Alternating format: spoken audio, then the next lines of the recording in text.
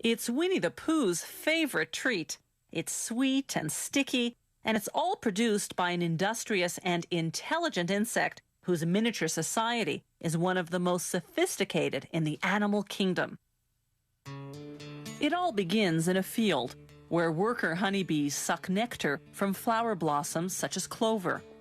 They store it in their honey sac, then return to the hive where other worker bees suck it out and chew it, breaking down the nectar's complex sugars into two simple sugars called glucose and fructose. The bees then deposit the nectar into the cells of the wax honeycombs they've built. They fan it with their wings until most of its water content evaporates in the warm air of the beehive.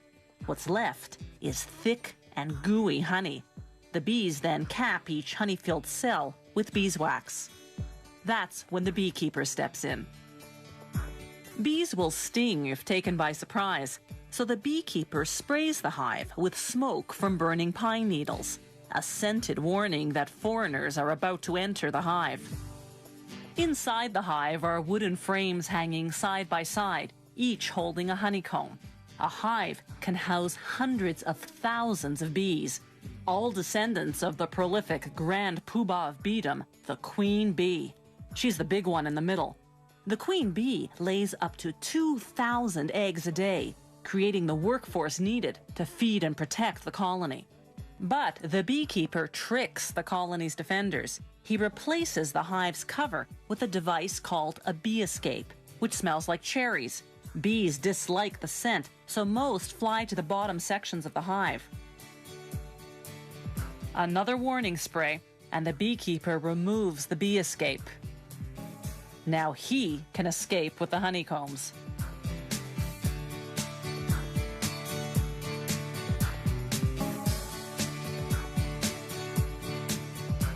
Inside the honey factory, they put the honeycomb frames on what's called an uncapping machine. Like a razor, it shaves the wax caps off the honey-filled cells of the combs. They scrape off the remnants manually. Then they set the frames on another machine called a honey extractor. It spins the honeycombs until all the honey is forced out of the cells. Afterwards, they filter the honey to remove any pieces of wax capping that slip through. Then, the honey is ready for bottling. Some beehives contain smaller frames designed to produce honey that isn't extracted from the honeycomb. Workers remove the frame and cut the honeycomb into pieces as is with a heated knife. That seals the wax around the honey inside.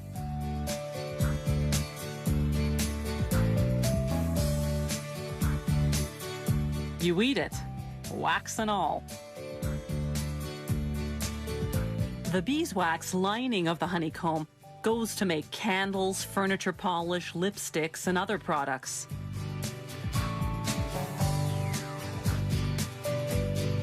When producers have more liquid honey than they can sell, they simply let it granulate, develop sugar crystals, and turn hard and white. Then, when the orders come in, they return it to its original liquid form by heating it to 130 degrees Fahrenheit. They vacuum clean the jars.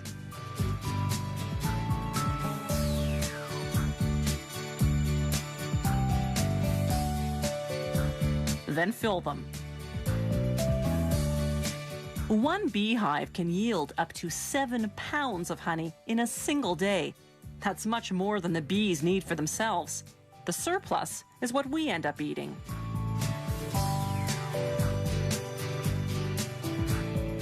Honey production today is both efficient and humane. For centuries, the only way to harvest honey from hives had been to kill the bees. Then, in 1851, an American beekeeper invented a way to get the honey, yet spare the bees. His method, with the removable honeycomb frames, is the one we still use today.